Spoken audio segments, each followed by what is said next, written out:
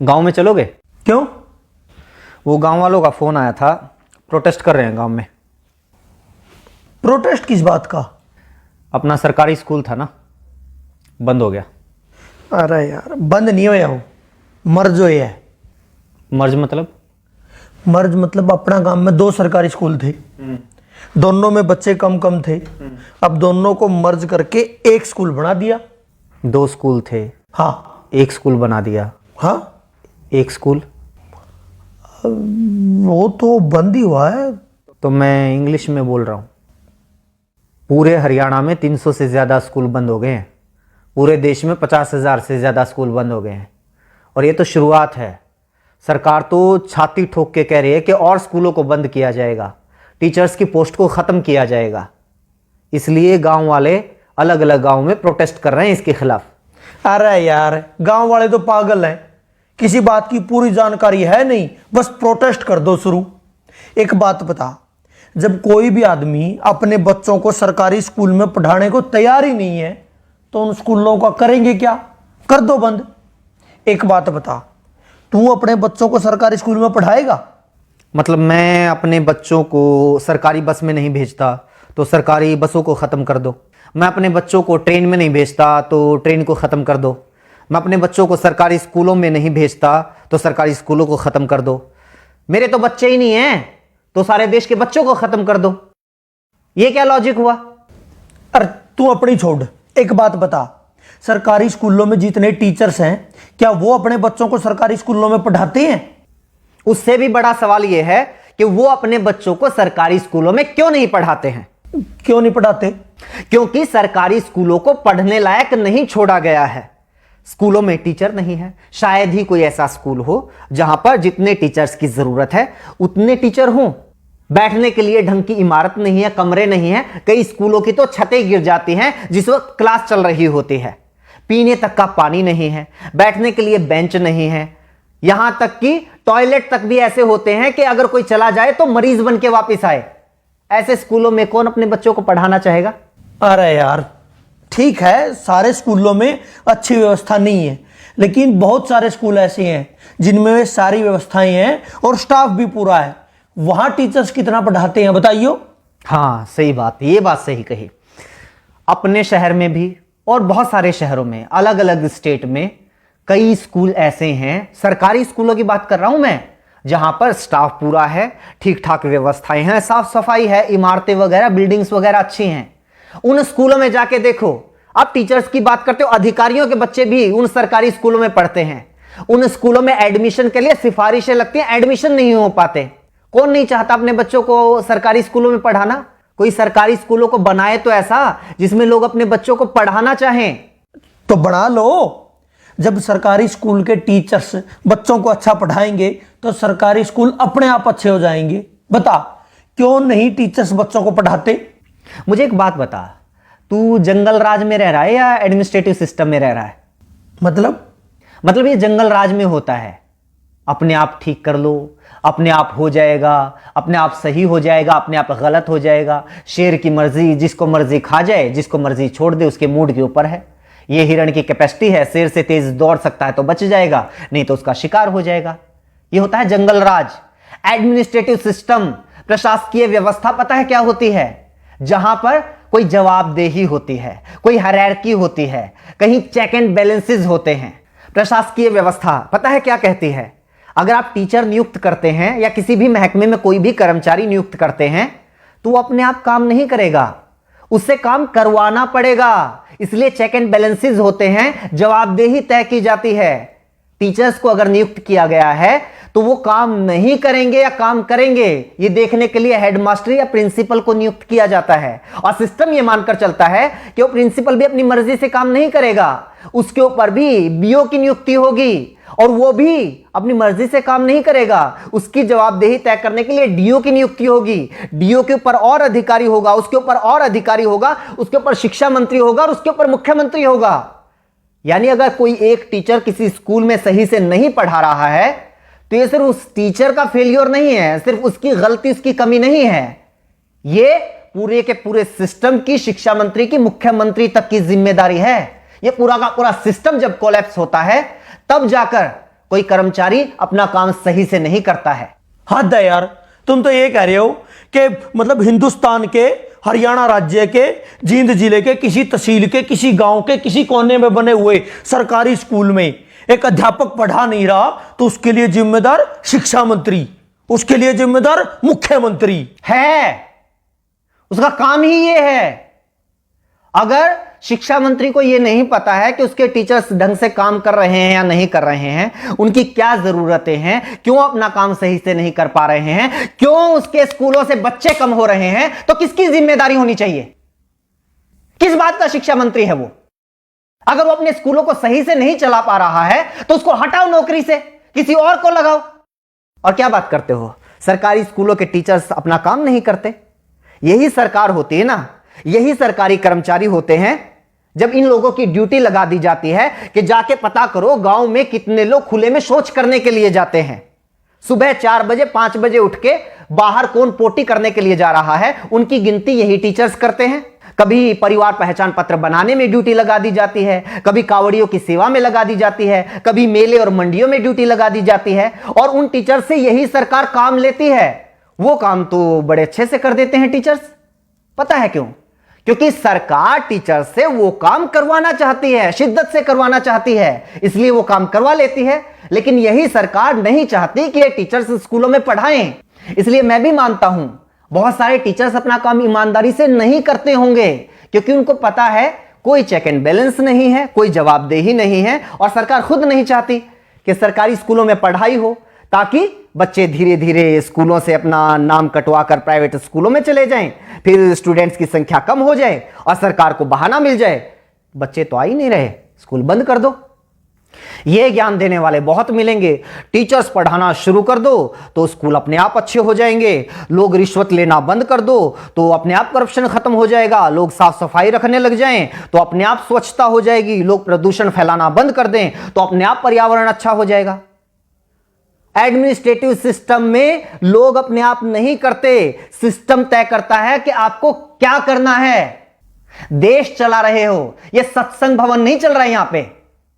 चल ठीक है, ये जो पढ़ा रहे हैं या नहीं पढ़ा रहे, सैलरी पता है उनकी कितनी है? 70,000, 80,000। प्राइवेट स्कूलों में भी टीचर हैं 20-20, 25-25 हजार में, इनसे काफी अच्छा पढ़ाते हैं। इनकी सैलरी इतनी क्यों है? अब इस बात को तो क्या जवाब दूं? रुक एक बार, एक लिस्ट में इसी की निकाली थी मैंने। अपने देश में बहुत सारे लोगों को यह लगता है कि टीचर्स की सैलरी बहुत है, लेकिन जो दुनिया के अच्छे अच्छे देश है ना, जहां पर अच्छा एजुकेशन सिस्टम है, लाइफ लिविंग स्टैंडर्ड है, जहां का वीजा लगवाने के लिए दुनिया भर के लोग मरते हैं, उन देशों की बात कर। कनाडा में $1,00,000 सालाना, $1,00,000 सालाना टीचर्स की औसत इनकम है। पता है कितना हुआ? 1,00,000 को 80 से गुना कर 80 लाख रुपए सालाना। बता महीने की कितनी सैलरी हुई? जर्मनी में 63,000 यूरो, वो भी लगभग 80 रुपए के बराबर है, उसको भी 80 से गुना कर। आगे आजा, नीदरलैंड में 60,000 यूरो, ऑस्ट्रेलिया में 98,000, लगभग $1,00,000, यूएसए में $60,000, आयरलैंड में $48,000, डेनमार्क में 47,000 यूरो, ऑस्ट्रिया में 45,000 यूरो। और तुम लोगों को यह लगता है कि हमारे देश में टीचर्स की सैलरी तो पता नहीं बहुत ज्यादा है। प्राइवेट स्कूलों में तो 20,000 में पढ़ा रहे हैं। जब सरकारी स्कूल वालों की 20,000 रुपए सैलरी कर दोगे ना, तो फिर 10,000 वाले आएंगे, वो कहेंगे कि हम 10,000 में पढ़ाने के लिए तैयार हैं। और जब 10,000 सैलरी कर दोगे तो 5,000 वाले आएंगे, और जब 5,000 कर दोगे तो 500 रुपए वाले आएंगे कि हम 500 रुपए में पढ़ाने के लिए तैयार हैं। और जब 500 कर दोगे तो वो लोग भी आएंगे कि जी बस 2 टाइम की रोटी दे देना, हम तो उसी में पढ़ा लेंगे। और जब वो भी कर दोगे तो वो भी आएंगे कि रोटी की भी जरूरत नहीं है, सिर छुपाने के लिए बस छत दे देना तो हम पढ़ा लेंगे। कितना नीचे जाओगे? बनना तो अमेरिका कनाडा है, लेकिन नीतियां तुम्हें सोमालिया जैसी चाहिए। इसीलिए तो हमारे देश के जो अच्छे वैज्ञानिक हैं वो मौका मिलते ही विदेश में कट लेते हैं। अच्छे इंजीनियर विदेश में चले जाते हैं और अच्छे पढ़ाने वाले भी विदेश में चले जाते हैं। दुनिया का ढंग का ऐसा कोई विकसित देश उठाकर देख लो, वहां पर शिक्षा मुफ्त होगी या फिर बहुत थोड़ा बहुत खर्च करके कोई भी अपने बच्चों को अच्छी शिक्षा दे सकता है। स्वास्थ्य सेवाएं मुफ्त होंगी या फिर थोड़े बहुत खर्चे पर कोई भी अपना इलाज करवा सकता है। हाँ, ये आई बात, मुफ्त स्वास्थ्य सेवाएं मुफ्त, शिक्षा मुफ्त, ट्रांसपोर्ट मुफ्त। ये जो मुफ्त की रेवड़ियों वाला सिस्टम है ना, यही गलत है। क्यों दे भाई मुफ्त?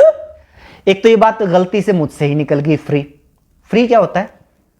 तो सरकार को टैक्स देता है, हाँ 28% तक जीएसटी देता है, दूध दही तक के ऊपर भी टैक्स है, पानी तक के ऊपर टैक्स है, कहीं इनकम टैक्स, कहीं प्रॉपर्टी टैक्स, कहीं जुर्माना है, कहीं टोल टैक्स, गाड़ी लो तो टैक्स, सुई लो तो टैक्स, हवाई जहाज लो तो टैक्स, 50 तरह के टैक्स देता है।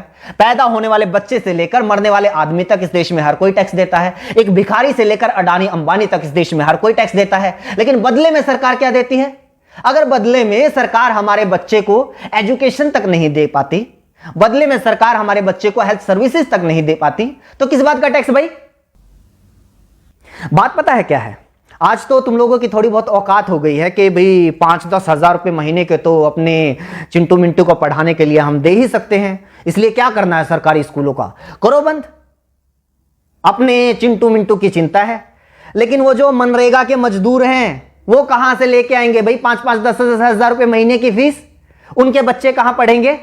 मजदूरों के बच्चे, गरीब किसानों के बच्चे, उन लोगों के बच्चे कहां पढ़ेंगे जो लोग दिन में 100 रुपए कमा के लेके आते हैं और 80 रुपए का पौवा पी के सो जाते हैं बीवी को पीट के? वो बच्चे कहां जाएंगे? अगर ऐसी ही सोच कुछ साल पहले और लोगों की होती तो ना तो किसी मल्लाह के बेटे को अब्दुल कलाम देश के राष्ट्रपति बनना था और ना ही किसी चाय बेचने वाले के बेटे को प्रधानमंत्री बनना था। जाके पढ़ लो इन लोगों का इतिहास, जीवनियां। कौन से सेंट जोसेफ कॉन्वेंट स्कूल में पढ़े थे, इन्हीं सरकारी स्कूलों में पढ़ के इतने बड़े लोग बने हैं ये। और कॉन्वेंट स्कूलों में अपने बच्चों को पढ़ाकर चौड़ा होने वालों, याद रखना कुछ सालों के बाद अपने इन्हीं चिंटू मिंटू का नाम सरकारी कॉलेज, सरकारी यूनिवर्सिटी, सरकारी आईआईटी, सरकारी आईएएम, एनआईटी, सरकारी संस्थानों की लिस्ट में ढूंढते हुए मिलोगे। तब तो नहीं कहोगे कि ना हम तो अपने बच्चों को सरकारी यूनिवर्सिटी में नहीं पढ़ाएंगे, सरकारी कॉलेज में नहीं पढ़ाएंगे, हमें तो डीयू में एडमिशन नहीं चाहिए, पीयू में एडमिशन नहीं चाहिए, एमडीयू में केयू में एडमिशन नहीं चाहिए। तब भी पढ़ा लेना अपने बच्चों को प्राइवेट कॉलेज में या फिर प्राइवेट यूनिवर्सिटी में। पता है क्यों? क्योंकि प्राइवेट यूनिवर्सिटी से डिग्री करने वालों को तो मानते भी नहीं लोग कि ये सही डिग्री होगी, क्या पता फर्जी हो। ये रुतबा है आज भी सरकारी संस्थानों का, और कुछ साल पहले तक सरकारी स्कूलों का भी यही रुतबा था। लेकिन धीरे धीरे धीरे धीरे हालात ऐसे कर दिए कि आज सरकारी स्कूलों को बंद करने की मांग वो लोग कर रहे हैं जो खुद सरकारी स्कूलों में पढ़कर यहां तक पहुंचे हैं। मेरा ऊपर क्यों गर्म हो रहा है? मैं तो ये कह रहा हूं कि मतलब सारा सिस्टम ही खराब है। हाँ तो सिस्टम को सुधारो ना। ये क्या बात हुई? सरकारी स्कूलों को बंद कर दो, सरकारी अस्पतालों को बंद कर दो, सरकारी बस सेवा को बंद कर दो, सरकारी रेलवे को बंद कर दो। भाई ये सारी चीजें अगर सरकारी बंद हो जाएंगी, ये सारी चीजें प्राइवेट हो जाएंगी, तो फिर सरकार क्यों सरकारी होनी चाहिए? 20,000 रुपए में शिक्षा मंत्री भी मिल जाएगा, 25,000 रुपए मुख्यमंत्री भी मिल जाएगा। असल में तो फ्री में मिल जाएगा, असल में तो उल्टा मुख्यमंत्री शिक्षा मंत्री बनने के लिए पैसे देने वाले लोग मिल जाएंगे। इनको भी ले आओ प्राइवेट। सिस्टम को सुधारने की बात करो ना, टीचर्स को दोष देके नहीं नहीं बंद करो, इनकी ज्यादा सैलरी है। वैसे जितना इनका काम है ना, इनके लिए तो 10,000 भी ज्यादा है।